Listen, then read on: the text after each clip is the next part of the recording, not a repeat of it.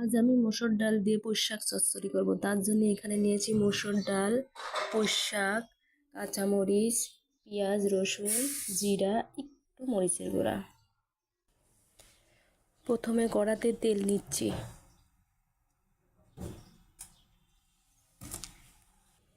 তেলের মধ্যে দিয়ে দিচ্ছি সবগুলো উপকরণ। পেঁয়াজ রসুনগুলো চটকিয়ে মেখে নেব।